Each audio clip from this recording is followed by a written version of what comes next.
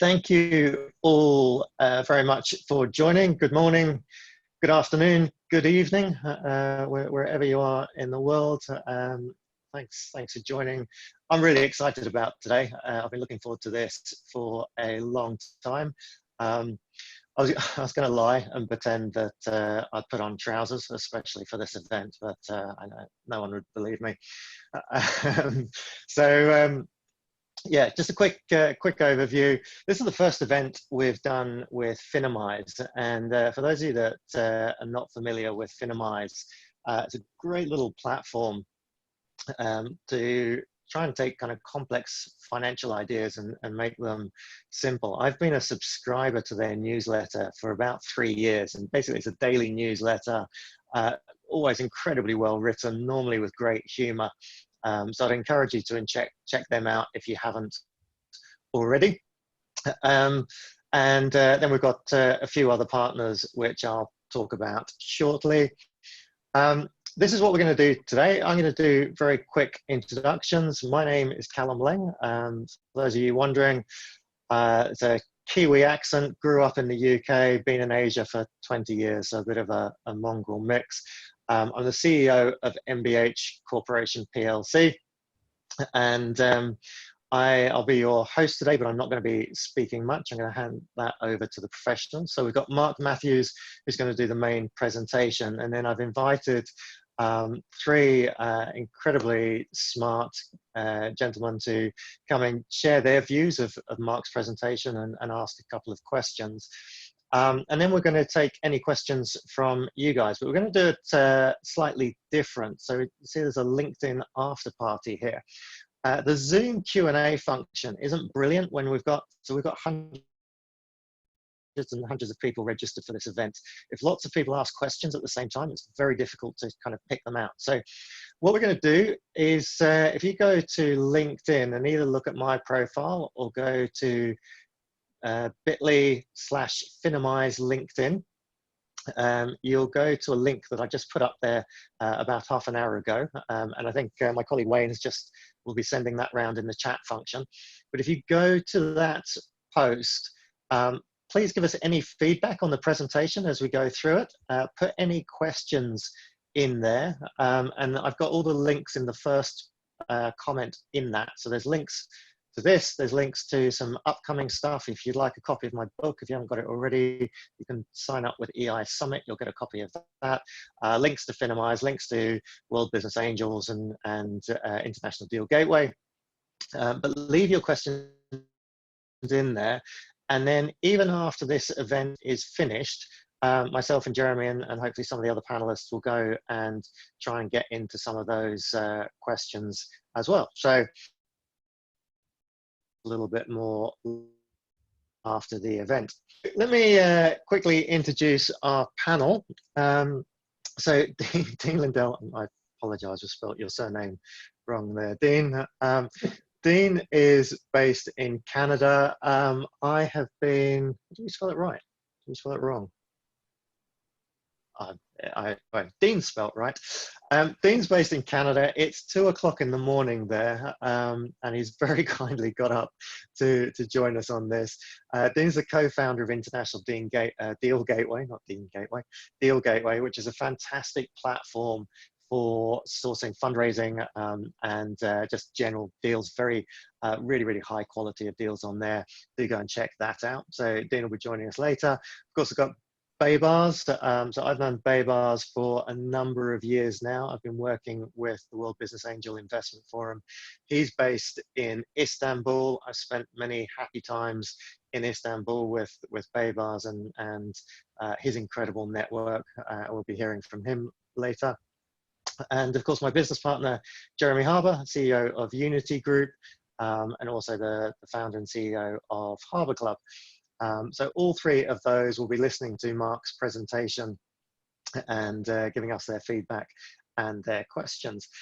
And then, of course, we have Mark Matthews himself. So I was lucky enough to meet Mark, I'm guessing it's probably a couple of years ago now, when he very kindly came and spoke at a dinner that we did and blew me away with his knowledge as the head of research for Julius Baer. Julius Baer is one of the biggest private banks. We've done a lot of work with Julius Baer over the years, so I'm really excited. I love watching Mark present, and so I'm really excited to hear that. So without any further ado, I will stop sharing my screen and I'll let Mark, you take over, if that's all right with you. You're very kind, Callum. Thank you. Can you see my screen?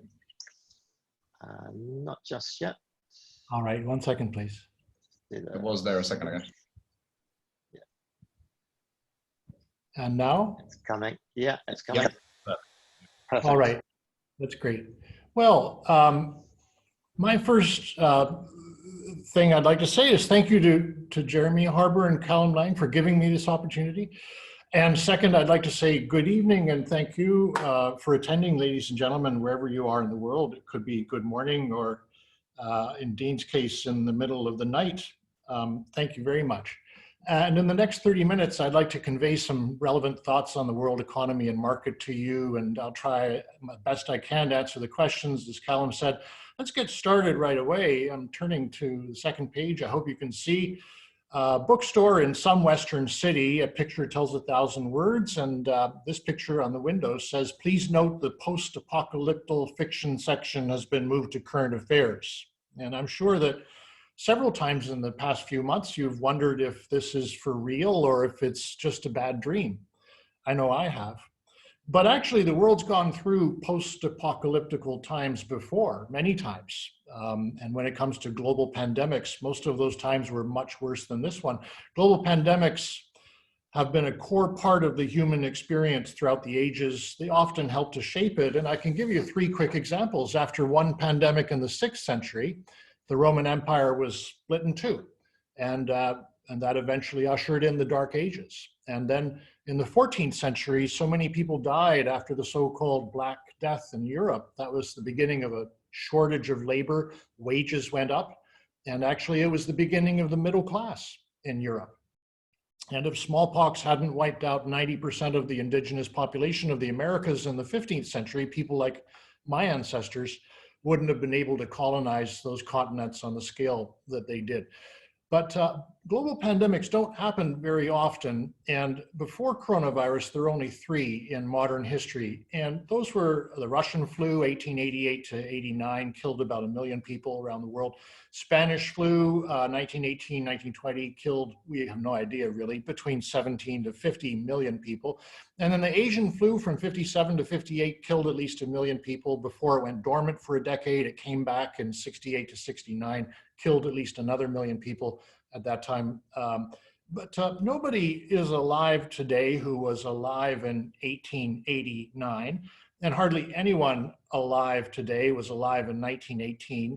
And I think anybody listening to this call who remembers 1958 or 1968 was just a child or a teenager back then. So when the market first got word in January of some kind of weird pneumonia that was wreaking havoc on the city of Wuhan in China, we didn't think of the Russian flu or the Spanish flu or the Asian flu.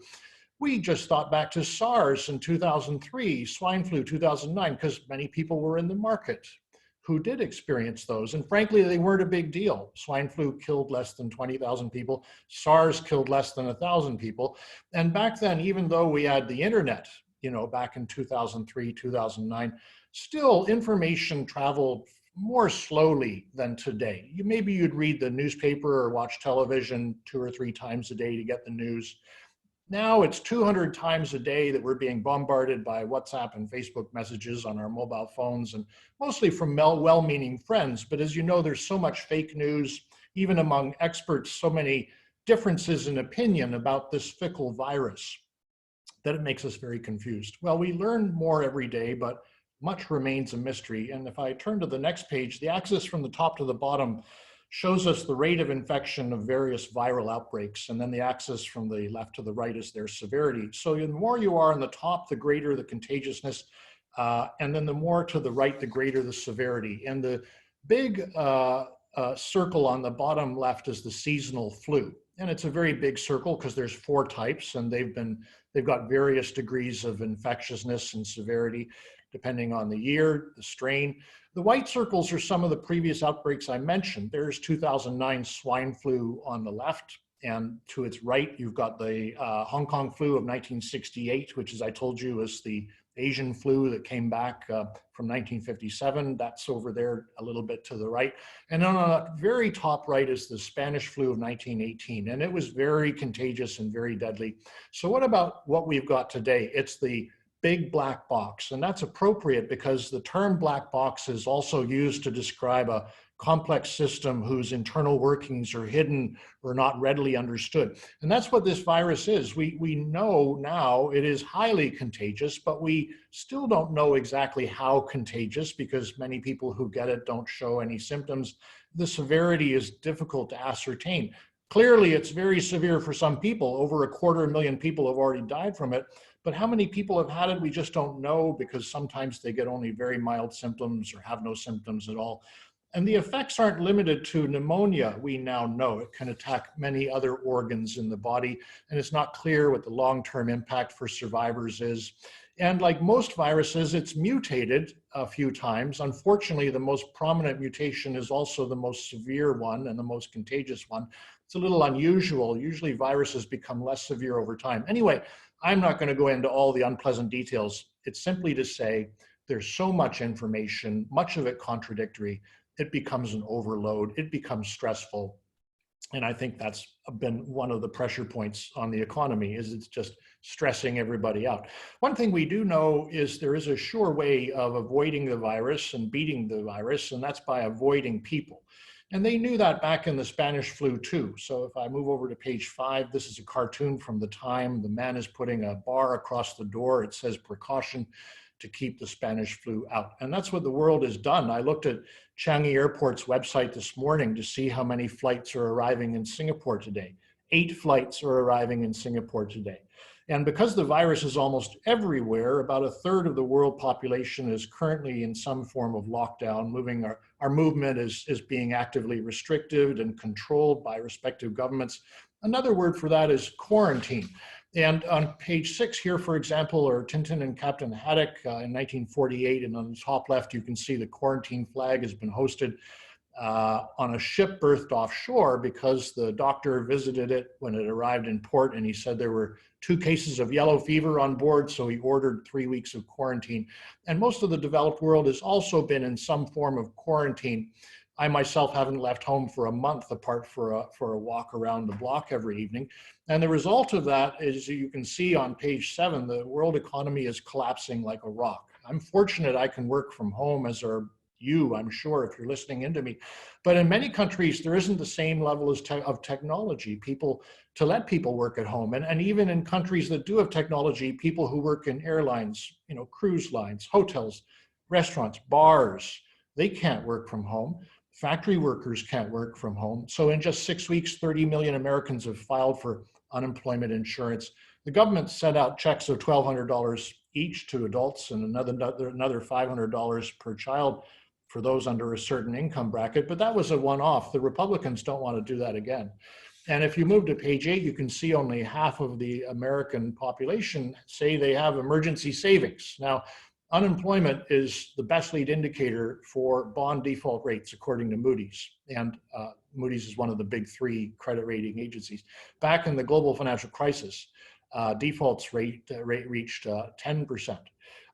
But if 30 million Americans have suddenly lost their jobs since the virus hit, then unemployment today should probably be about 16%.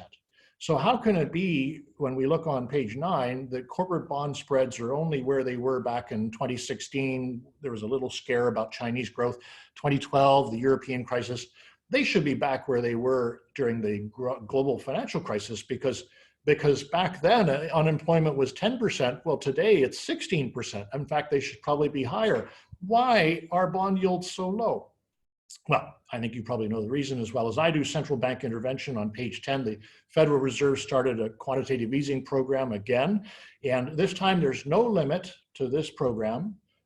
They capped it at $60 billion, I believe it was, per day during the peak and QE, whichever one it was. There's no limit in size, duration, or scope. It's buying indirectly and directly everything from treasuries to corporate debt, credit card debt, student loans. The Federal Reserve immediately realized the tremendous expansion in debt over the past decade meant the bond market carries just as much systemic risk for the broader economy today as bank loans did 10 years ago.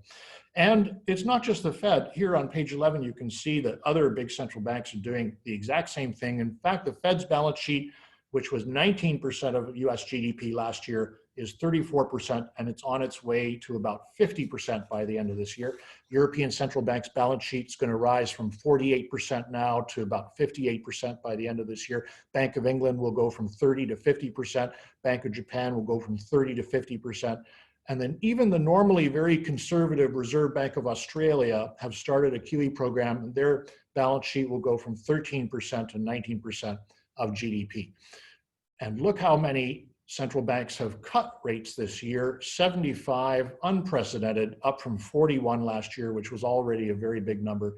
So there's a massive amount of money going into the financial markets through the central banks, and government spending has been, as you can see here on page 13, become the largest since peacetime. The government has announced at least 3 rounds of stimulus. I think they're working in the United States on 4 now. In fact, if you add all the monetary and fiscal stimulus on page 14, you can see that big countries have done so far. It's about 18% over on the far right of world GDP, absolutely unprecedented. But central banks can't just keep buying the market forever to keep it propped up, and governments can't just keep sending people checks every month. You know that won't work forever, and keeping us at home would be a disaster for the economy. And as much as it stopped the epidemic from exploding even further, is it really worth the damage done to the economy and to other health issues? It's been very well documented, suicide rises in economic downturns. And prior opioid hotspots in the United States are reporting drug overdoses are up 50% year on year, places like Ohio, and increased reports of relapses in recovering patients as well. And the second leading cause of death in the United States is cancer, 21% of all deaths, 10 times the number of deaths by influenza and pneumonia, by the way. Well, cervix and colon and breast cancer screenings were down between 86 to 94% in March. So there's a massive backlog.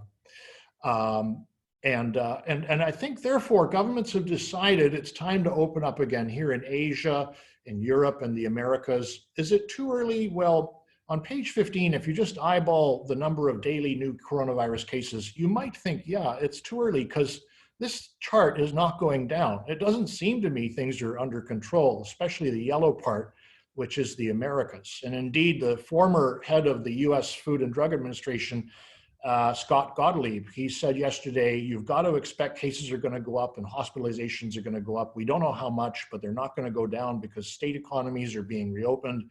Airline travel is starting to rebound, and there's still a lot of spread of this virus around the country. And the University of Pennsylvania did a study, and they found reopening of states is going to result in an additional 233,000 deaths, even if states don't reopen at all with the social distancing rules in place.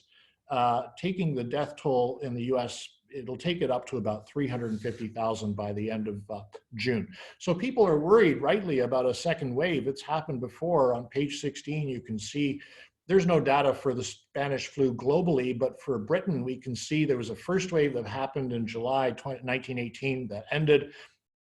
But then they had a much deadlier second wave from October to January of 1919. And then there was a third wave even in the spring of 1919. Now, one of the reasons for the waves was poor communication and poor sanitation. This time, communication and sanitation are much better. But the main reason the big second wave happened was the massive movement of soldiers at the end of World War I. It happened at the same time. Governments were all preoccupied with the World War I and securing victory. This time, I think we can say governments are preoccupied with the virus, but we also can say that, we know that a second wave can happen, so things can't go back to normal. It's going to look weird for a while. It's going to look very weird. On the left, you can see a restaurant in the US has put tables in their parking lot to serve their customers. And on the right, when you board an airplane in Thailand, this is the what the flight attendants look like. I don't know about you, but I don't think I'm going to be dining at that restaurant or flying on that airline anytime soon. I would rather not. Hopefully the second wave is controlled better than the first one and is smaller. We know a lot more about the virus than we did back in January and February. And there are some good things happening. So for example, testing kits are being rolled out, not only the nasal and throat swabs to tell if somebody has it, but also blood tests to tell if they have or had it. So maybe they're immune or less likely to get it again. And these people could be separated from the general population, the ones who are currently infected, to prevent it from spreading so quickly. You can see here over 1 million people a day are being tested globally now. That's 3 times what it was a month ago. And a month from now, it's going to be exponentially higher too. And there are various therapeutics that are being developed and rolled out. Gilead's remdesivir is the most famous one. Doesn't prevent you from getting it, but on average, it helps people who get it recover faster. Remdesivir is the only one that's received Food and Drug Administration approval so far, but there are many others in the pipeline. And there are also more than 90 vaccines being worked on around the world. For the more promising ones, production lines are already being built so that they will be ready to go as soon as they are deemed safe and effective. And the usually dour and conservative Dr. Anthony Fauci, director of the National Institute of Infectious Diseases, he thinks one could be ready by January. Some are even more optimistic than that. Scientists at Oxford University had a head start on most other efforts because they were already doing trials on very similar coronaviruses last year. And their trials were effective and harmless to humans. And they think they have a vaccine for this virus. It's been successfully used on monkeys. It's now being tested on humans with only minimal side effects. And they say that with emergency approval from regulators, the first few million doses of this vaccine could be ready by September, several months ahead of any other announced efforts. Then there are others, though, I have to say, that are less optimistic. Laurie Garrett is the author of the 1994 bestseller, The Coming Plague. She forecasts the spread of a contagious pathogen like the current one. She did a lot of TED Talks about it. And she said her best case horizon for a vaccine is about 3 years from now. And some are even less optimistic than that. If we look at page 24, Dr. Peter Hodes, the dean of the National School of Tropical Medicine at Baylor College, says that, there's never been a vaccine developed in less than 18 months before.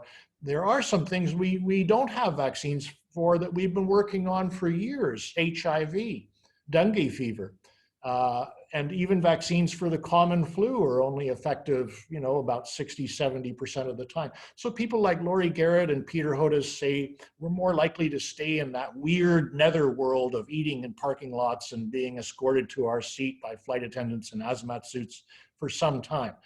Now, some of us can go back to work, but I think in that kind of environment, companies will be expected to shift their rotas so that offices are never full.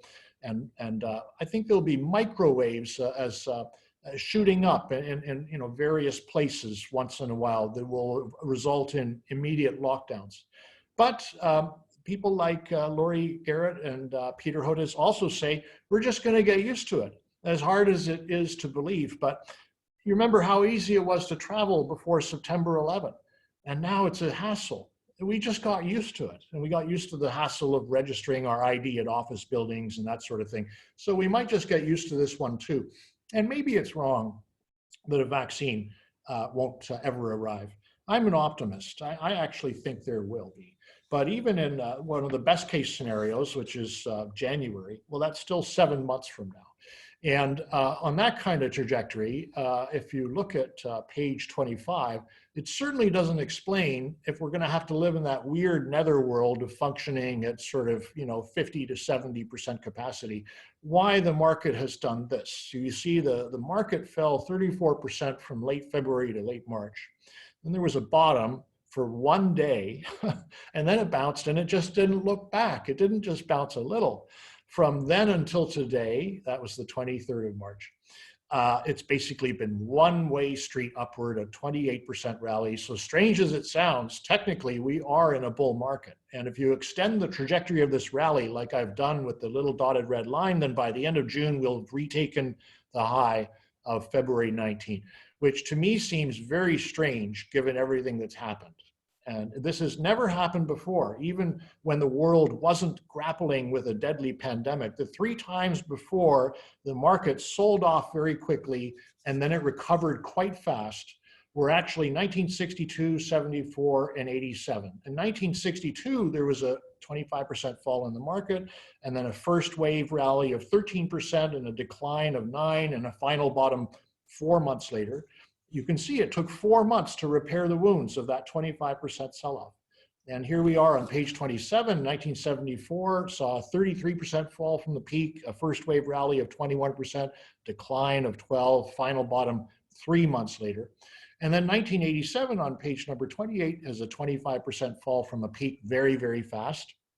A first wave rally of 13%, a decline of 9%, final bottom 4 months later.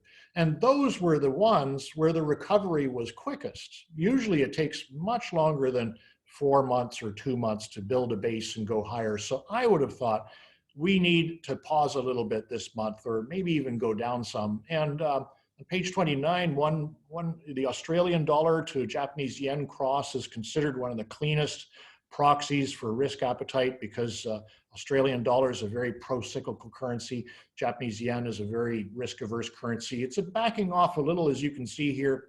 But I suspect if the market does go down, it's not going to go down very much. And on page 30, Barron's magazine did a survey of about 1,700 readers last week, and they're a pretty financially sophisticated audience. And you can see pie chart on the left shows 55% are bearish on the market this year. Only 15% are bullish and 30% are neutral. So the strange thing is, if you look at the bar chart on the bottom, why are 53%, the average portfolio of a Barron's reader, why is it 53% in equities if they're bearish on the market this year? And the answer is, if you look at the pie chart on the right, because 54% are bullish on the market next year, 34% are neutral, and 12% are bearish. And they may be right, because if you do have a little hope that the medical approach to this virus is improving and a vaccine is coming, then you wouldn't be wrong to expect a recovery. That's what the IMF expects. On page 31, you can see, yes, it's true, they're looking at a massive contraction this year, but then look what they expect for next year. And I know a lot of people say it's not so easy to open up an economy once it's been shut down for so long. But the way I look at it, the French basically shut their economy down every year in August, and yet somehow it comes back to life in September. So if we go to the next page, 32, it wouldn't be so wrong to expect earnings to recover too, which are ultimately what drives share prices. The problem is that the market has already priced a lot of this in. If you look at page number 33, this is the expected price earnings ratio for the world stock market 12 months out. And if you look at the far right of the chart, there was a brief moment of craziness around 6 weeks ago when the market was genuinely cheap, and it was a great time to buy. But it literally lasted less than a week, just a few days. And since then, the market has not only come back to its long-term average, which is the dotted blue line in the middle. In fact, it's more expensive on a price earnings basis than at any time since 2003.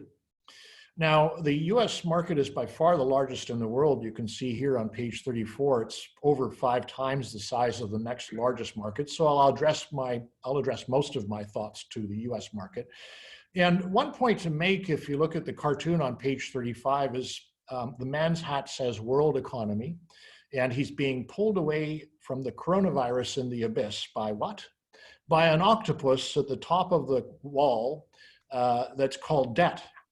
And as a result of the tremendous intervention that I showed you before, this crisis will leave us with an even more tremendous amount of public sector debt. Economists don't know exactly why, but there seems to be an inverse relationship between the amount of rescue money that gets piled on in a crisis and the speed of the subsequent recovery.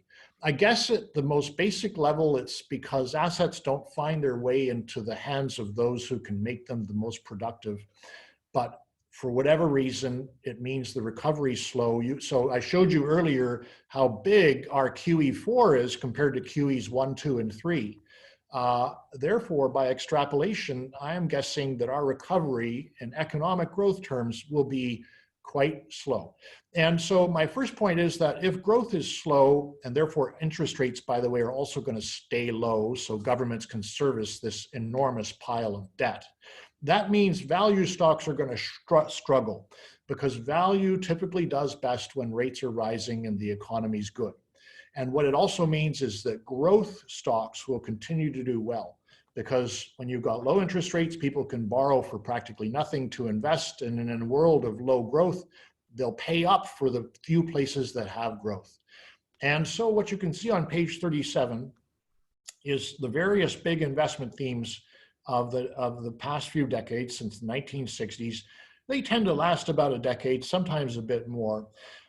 Ours is on the right. FAANG are the first letters of the big technology stocks. And I'll make two observations. The first one is that these FANG or internet stocks, actually their performance is the second lowest of these major investment themes after Japan in the 1980s. So the other ones, my first point is they kept on going up quite a bit more, most of them. And the second observation I would make is that this one has lasted 8 years. The other ones, with the exception of crude oil, lasted longer.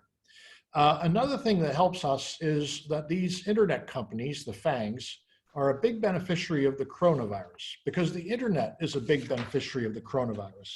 So all the things on the top are, the increase in spending on a year-on-year basis since the virus hit are the internet. And I think that it's going to continue to be the case. Yes, we're going to go back to airplanes and restaurants and offices, maybe quickly, maybe slowly. It depends on medicine. But for sure, this virus has accelerated the digital age. And I think that, all of us will continue to need to just stock up on laptops and mouses and in wireless earphones and printers and the whatnot, because we're working more from home. Another thing that's going to get a lot more money, unsurprisingly, I think, will be healthcare, because the whole world was caught unawares with this thing. So apart from spending a lot of money on the virus, I think after that, a lot of money is going to be spent on healthcare in general. And you can see on the bottom, two of the largest countries in the world, China and India, they need to spend a lot more on their healthcare, but so do many other countries. It's investable. Medical technology particularly would be the way to go. And then countries are going to try to become more self-sufficient. This trend of deglobalization has actually been going on slowly but surely since the global financial crisis 10 years ago. But the virus will surely accelerate onshoring, not offshoring. So countries where they can will want to make more onshore, not the least of which as well, because there have been so many job losses. As I said earlier, 30 million Americans have lost their jobs in the last 6 weeks. And you can see on page 41, the inverse relationship between the tariffs in America and exports as a percent of GDP around the world. Now, maybe those tariffs were being used by Donald Trump as a negotiating tactic to get China to open up more last year. But now they serve a very legitimate purpose, which is to get jobs to come back to the United States, because there are 30 million people who need jobs who currently don't have them. And so those are all trends that I think you may say, well, that's terrible for China. And yes, it is. But will China just sit down and do nothing about it? Of course not. It's a continental economy. It's a huge and self-sufficient domestic market. They will grow the parts of it they want to grow. And we can invest in that too, by the way. And that we would broadly call new infrastructure, things like artificial intelligence, electric vehicles, ultra high voltage electricity, 5G, Internet of Things for factories, intercity rail, data centers. All of that stuff's been growing very quickly in China in the past. And I'm sure we're going to see the outcome of the National People's Congress when it ends on the 21st of May will be even more renewed dedication to growing these sectors. And they are investable in China. And just to prove that it outperforms, you can see on page 43 the performance of so-called new China companies versus old China companies. Don't buy an ETF in China, because you're going to get a lot of state-owned banks, energy companies, telecom companies. They're lousy. They're the brown line. You want to be in new China. By the way, most of that will be onshore in the A-share market. So I think people should have China in their portfolios as a 5-year view, but I do think that it should be in A-shares, and that requires a little sophistication, in other words, a managed fund. The other thing about China that one would mention is this worrisome degradation in US-China relations. And I would have to say relations between China and the rest of the world. The fact China has not only offered no apology or appeared in the slightest way contrite about this thing, and instead insinuated that the virus came from somewhere else, namely the US military, I think that will cost their stature in the world very dearly. And it could accelerate, it could get worse. You can see here that the percent of Americans who have an unfavorable view of China has risen from about 36% 10 years ago to 66% today. It is an election year, and I think both sides will be using China, and it could get worse. And where I would become less optimistic on the whole situation, not just for China but globally, is if there was an attempt to expropriate Chinese assets overseas, or put some kind of embargo or sanctions on China like the kind you've got on Russia and Iran. It doesn't make economic sense, but a lot of things have happened in history that don't make economic sense, and unfortunately emotions are running very, very high right now on both sides. Indeed, you can see here that the White House will be holding a meeting this Thursday, tomorrow, in other words, to map out a strategy for punishing China or demanding financial compensation. And in private, Trump and his aides have been discussing taking away China's sovereign immunity status, which would allow the US government or any company or individual to sue China for damages. And there are precedents. I mean, Argentina lost an aircraft carrier that it happened to bring to some port some time ago. There are plenty of precedents of this kind of thing happening. I'll also just touch on the way out in conclusion on commodities. I mean, you can't make a case for them now, but you can simply say that they have only been this cheap once before. This is the annual average return of commodities over a 10-year moving average basis since the Great Depression. And ultimately, commodities are a rational market. They are a function of supply and demand, and you won't get supply if the price isn't good enough to produce them. But I will end by saying I'm not really I am recommending a commodity. Let me get to that part of the story. I think that we can look for direct consequences of the virus in things like, I mentioned the internet and healthcare, but frequently there are second derivatives which are just as or even more important. I'm very worried about the Middle East.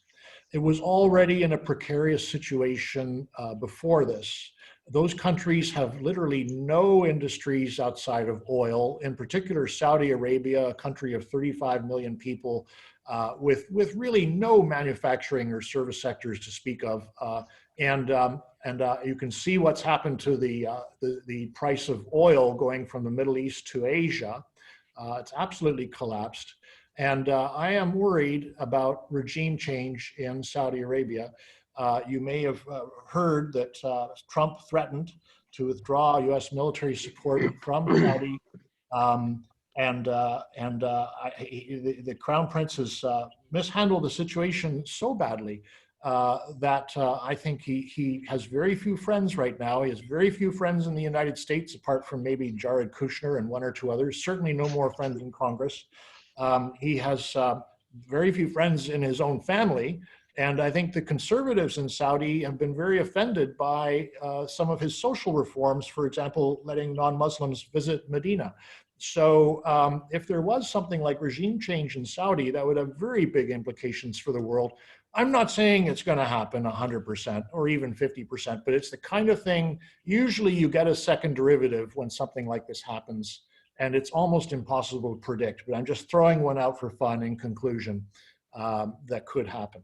Well, ladies and gentlemen, thank you very much for your time. I see I'm 3 minutes over, and therefore I'm just going to be quiet. Thank you for listening to me. Mark, thank you so much. That was awesome. And I've remembered about 3 slides in, I remembered the exact same feeling when I watched your last presentation was, I need to see this again. It's, you know, you cover so much ground. It's fantastic.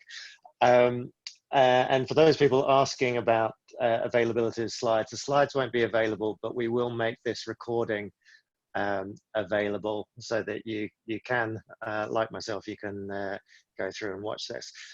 So Mark, if you could just stop sharing your screen, and I will.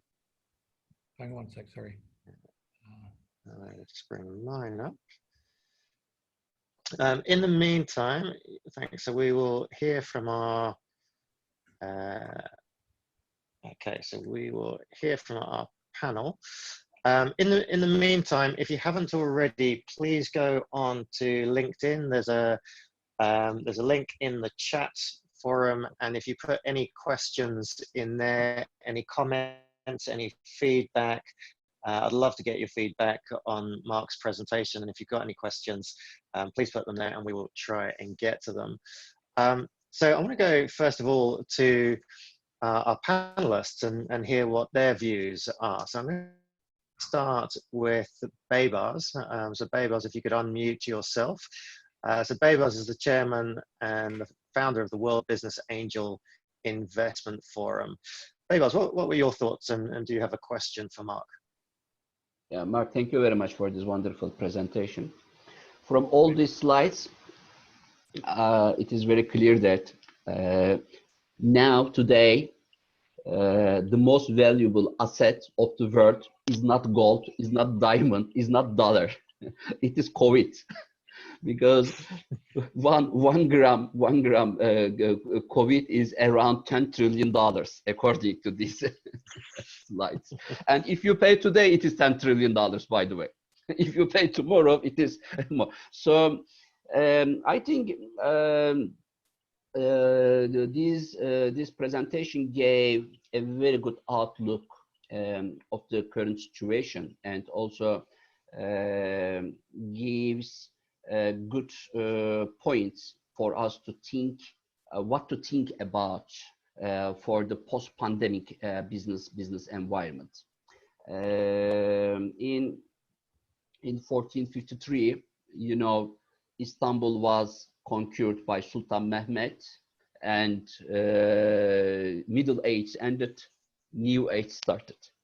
So I am calling COVID as Sultan COVID, because Sultan Mehmet conquered only Istanbul and a new age started. Sultan COVID conquered all the world. So I'm calling this new age as the post-pandemic age. And we are not able to see, of course, very clearly what is going to happen in the new age. But my question to Mark is, he gave very good the industries affected very much and industries unaffected so much. And I see that in the second part, the most affected industries include service industry very much. And service industry, you know, shared economy was very important for early stage equity markets, and it was a very trendy segment to invite investors to invest. Car sharing, the tourism industry, hotel sharing, your home sharing, etc. What do you think this share economy how it will be affected? And my second question is, financial inclusion is, you know, in the agenda of G20. I'm in the board of Global Partnership for Financial Inclusion of the G20.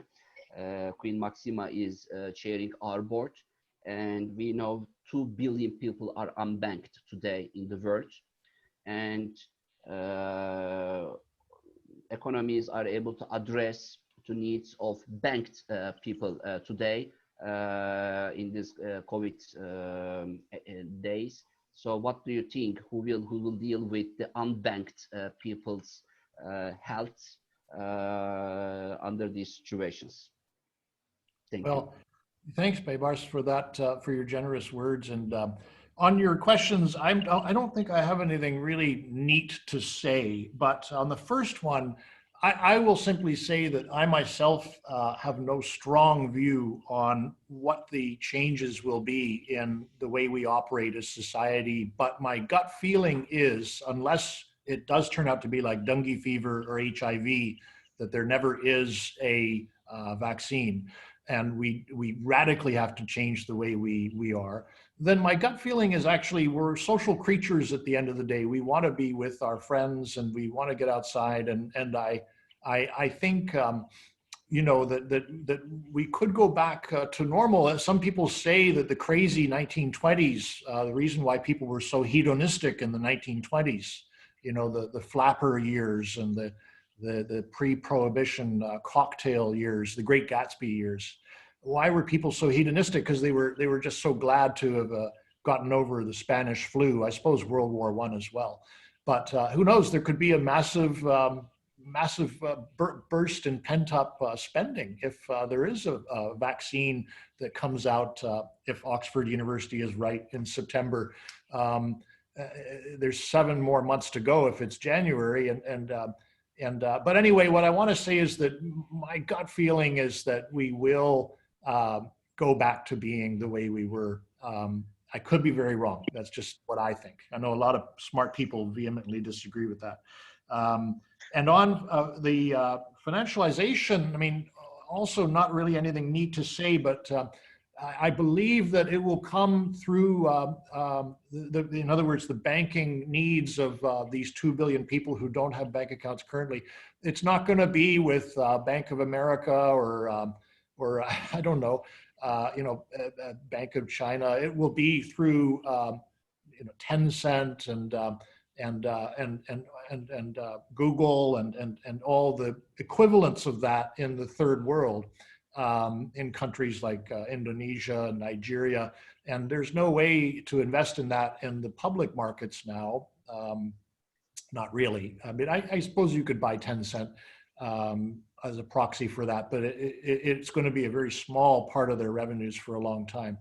But that's where I see it coming. And by the way, just to finish on that thought, the last thing I would own for the next decade is a bank. I think, unfortunately, I work for one, but I think banks are department stores were 10 years ago. They are just going to be hit by an avalanche of digitalization, disruption, and yet we are still sitting on this massive regulatory requirements that we've had ever since the global financial crisis. So thank you for the question. Thank you for that, Baybars. Thank you, Mark. I'm going to have to move on to our next panelist. So, Dean, Brighton, middle of the night in Canada. What were your thoughts on the presentation? And one quick question for Mark, please. Yeah, sure. Hey, Mark. Yeah, Dean from out here in Vancouver, Canada. Yeah, it's the middle of the night, but my dad's got a saying, the best do what the rest are not prepared to do. So awesome to see so many people on the call. Look, I love the presentation. A couple thoughts that are kind of going through my head that, I've got a platform of 6,000 entrepreneurs and investors, about $1 trillion net investable assets on the platform. And I really like Mark's comments on new economy China, right? In all those different industries on that slide underneath there, I think that, for those who are on the call, some of those different industries, I think that there's going to be some great opportunities to invest in back entrepreneurs kind of globally in the ecosystems that are kind of producing those companies. So I thought that was on, and that's a lot of the different data that I'm seeing from our members on the platform. So that stood out to me, that slide in particular, as kind of an investment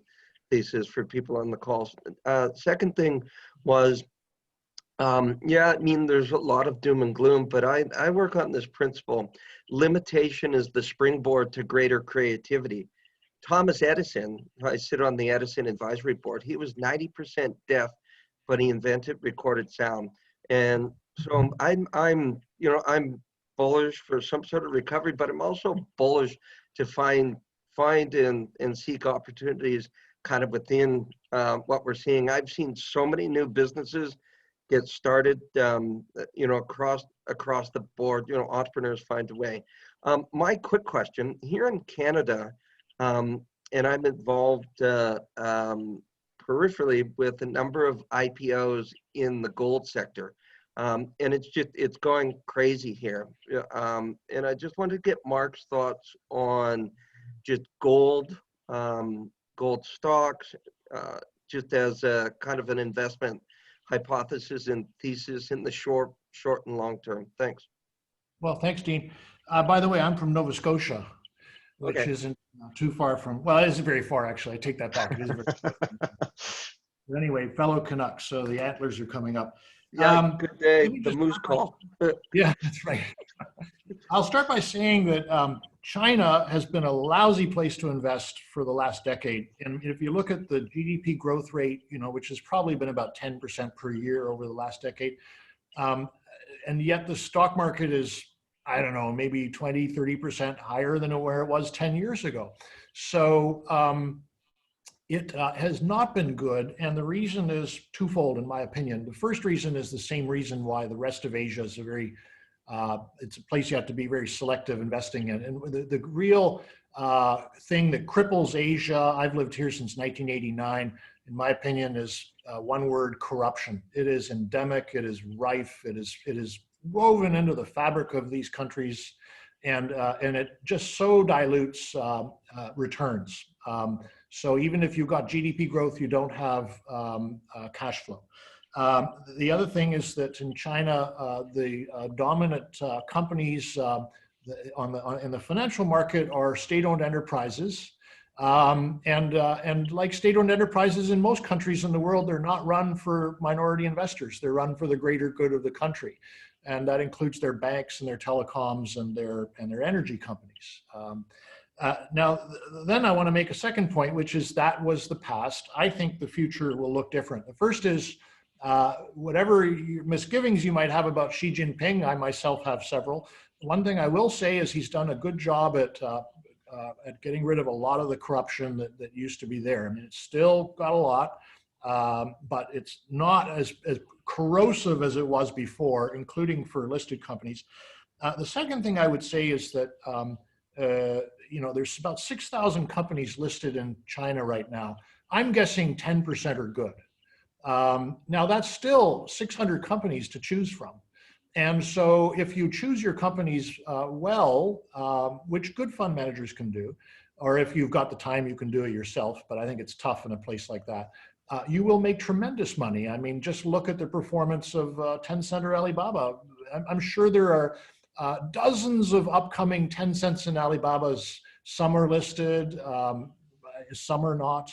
But what I foresee in the next 5 years is the Chinese market will move from being weighed down by these state-owned enterprise banks and energy companies and telcos to primarily driven by private sector technology, as the S&P, by the way, is the S&P largest sector, private sector technology. I believe that the Shanghai stock market will look like that 5 years from now. Therefore, the return on equity of the market will be much, much higher than it is now. And on gold, I like gold a lot. I like gold because I just showed you how government debts around the world are going to be so big after we come out of this corona crisis. And intuitively, the more supply there is of something, if demand stays constant, the price should go down. So there's just been a massive supply of government debt, and it isn't over yet. And therefore, I think broadly speaking, currencies relative to gold should go down, because there's just a lot more of them in circulation as governments have piled on all this debt. Mark, I'm going to have to call that one to an end and move on to our last panelist. But hopefully that gave you the answer there, Dean. So Jeremy, business partner, CEO of Unity Group, thoughts on the presentation, and any last question for Mark? Yeah, fantastic and insightful. And if we're overrunning, I'm definitely the worst guest to get on. So keep it short, please. Yeah, I think a few really interesting things. I guess one of them was I guess for the first 20 years of the China story, it was all about their coming out of communism and becoming a manufacturing nation, and they basically became the factory of the world. And for the last decade, they've been discussing how do they evolve from being the factory of the world and have real business. And this might be the big catalyst, the big kind of kick up the arse that they need to actually force a faster transformation. They were doing a pretty good job anyway. You know, they have moved a lot into technology and intellectual property based businesses, but this could be a really you know, a good kick up the arse for them that forces them to move into a more of a kind of intellectual property based you know, economy. I like the concept of, you know, just the adaptation that we will go through. You know, we now shove all of our liquids into a little plastic bag before we board a plane. The next thing will be now wiping down chairs and tables before we sit down at restaurants and things like that. And I think you're right, everyone, you know, it will just evolve to you always having hand sanitizer in your pocket or something like that. The Middle East decaying is an angle I hadn't thought of. I mean, I know that basically the Saudi government has to pay their citizens, you know, pretty much not to murder them every year. And if they run out of money, then that brings forward the date that potentially happens. And I mean, I guess if there is going to be a meltdown in the Middle East, then 2020 might be the year for it, being that it seems like anything goes in 2020. And I guess you've done a fantastic job of kind of framing the macro view, and I guess my audience is the micro view. It's the small to medium sized enterprise, and despite it being micro, it's still 50% of GDP in all the mature economies in the world. So it's a hugely important part of the economy, and of those 30 million unemployed people, I would venture that a huge proportion of those have come from the SMB or SME space. But also, I guess that is the space that's most likely to drive job creation going forwards. Big companies are very good at getting rid of people and getting more efficient. Small businesses, when they grow. Jeremy, do you have a question? Yeah, probably. Need to get this moving. Yeah, I guess, you know, all the government support at the moment seems to be going to large companies, and they've tried to address the small company thing. But even in the US, we've heard lots of stories about the large companies basically stealing all the money that was supposed to go to small companies. Do you think there's a way that governments can actually address the micro part of the economy rather than just the macro stuff? So, I mean, obviously the Fed intervention and all those things are great, but how do we actually create jobs, help small businesses? Small businesses, I think, can be dynamic and dive into the gaps that are created by crises, but are the governments able to support them efficiently or not? Yeah. Jeremy, thanks for your kind words and for the question. Once again, I'm trying to rack my mind to think up something really neat to say, and I can't, but I would say that this crisis has revealed many things. One of them is, and I'm sorry to say it, the tremendous inefficiencies of the American system of government, which I've been shocked actually, but they, you know, if you had to give them a report card for coronavirus, I think it would be very low. Wouldn't you agree? It's terrible. And the UK, by the way. But one of the things that is being revealed is the very inadequate technology at the state level in many states. And I think that, you know, there are always good things and bad things that you can look at in any one thing. A good thing about America, most of the power being in the states, is that, you know, people, I suppose it's more democratic that way. People who want something in their state, they can vote for it and they can get it. It doesn't have to go through DC. But it also means that states have very unequal levels of technology. And some states, I was just reading it today, are using technology literally from the 1970s. Those, what were the name of those computers? Kovac computers or something like that, that you had a, you know, paper, a cardboard, you know, thing to put, they're using those. So to get money distributed to the small companies, the individuals, it can be done, but it requires technology. You know, it requires, like India's done, registering everybody and giving them the Aadhaar card, technology in China as well. And in the absence of that, where the US is now with very, very poor technological structure at a state level, it's much harder to push out the money. And therefore, I think that explains why it's not getting to the people. So that's all I can think of to say about that question, Jeremy. I mean, yeah, no, great way to finish up. But Actually, Finimize is very tight on trying to keep this to an hour, but we've had some incredible, like some great comments. I mean, firstly, lots and lots of positive feedback for your presentation. Okay. Very much appreciated and enjoyed by many. Getting some great questions in LinkedIn. I know Jeremy has promised to go on to LinkedIn and get involved in some of those conversations. If you yourself get a chance, that would be great. I will answer some of those questions as well. I think just trying to combine a few of them, and we'll kind of maybe have to finish with this one and then move it on to LinkedIn. But you mentioned about onshoring. As you know, this one of the potential opportunities. Yet at the same time, a lot of people have commented that companies are digitizing for the first time ever. You know, they've been forced to realize that actually their business can be more efficient in a digital way. Do you think there's or how do you think that balance is going to play off? Because if companies realize that actually a lot of their staff can be remote, then will they not decide, well, actually, maybe this is the time to outsource rather than onshore? How do you see that playing out? Outsource rather than onshore. Gosh, that is an excellent question, Callum, and I think that's going to require me to do some contemplation and plagiarism because it's a profound question. And I don't have a good answer. So you know what? I've recorded it in my mind, and I'll post on LinkedIn an opinion. Don't have one right now. I don't want to make something up just for this. That would be fantastic. Well, look, I plagiarized the question from other people. So if you can plagiarize the answer from someone else, and then we can discuss it on LinkedIn, that would be fantastic. Mark, look, fantastic presentation again. I really enjoyed it, and we'll make this recording available for people. I think most of us will have to go and sit down and watch it a couple of times to absorb it all. Thank you so much for everyone that has participated. Thank you to our panelists. Great to have you guys on board. There are links to information about the panelists and about their companies on LinkedIn. Do come in and let me know, share your thoughts on that thread. We're already getting some great questions there. So, and if you have opinions on those, do join in that conversation as well. Myself and Jeremy will be on there for the next half hour. So yeah, thanks again, Mark. Thanks to Finimize. Thank you to everyone for participating, and look forward to seeing you on the next event. Thanks all.